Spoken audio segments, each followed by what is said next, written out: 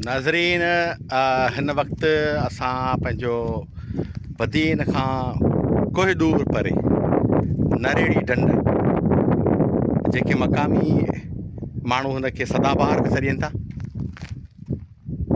ही पोइ तरफ़ तव्हां ॾिसी रहिया आहियो, इनखे नरेड़ी ढंढ बि चइबो आहे। हिते ही हट्स ठहियल आहिनि गवर्नमेंट जा, जेके हींअर इंतिहाई ज़बून हाली जो शिकार आहिनि ऐं जेकॾहिं पंहिंजे इदारनि जी मालिकी न कबी त अहिड़ा ई हाल हलंदा। हे तमामु हिकिड़ा बहितरीनु हिकिड़ा तफ़री माॻ आहिनि। जेकॾहिं इन्हनि खे थोरो माण्हू हथी वठराईंदो त हिन जी हवा वधीक को मज़ो कोन्हे। हीअ तव्हांखे ॾेखारे थो हलां, हीअ सॼो ऋण आहे। हीअ पोयां ॾिसो था, हीअ कुझु बि कोन्हे, हीअ सॼो ऋण आहे।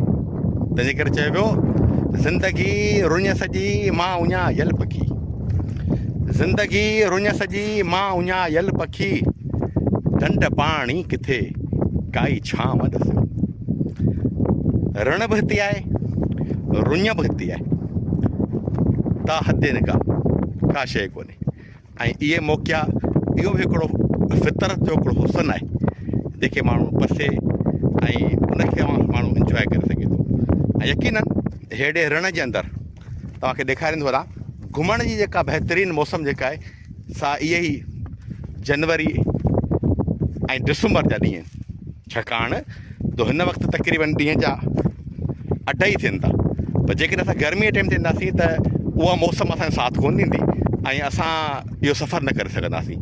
पर छाकाणि जो हींअर टेम्परेचर घटि आहे, इन करे सुठे तरीक़े सां हिन ऋण खे इंजॉय करे सघूं था। हीअ तव्हां ॾिसो, हिते का बि शइ कोन्हे, अलाह हेठि ज़मीन, विच में ख़ुदा जो बानो, का शइ कोन्हे। महिरबानी।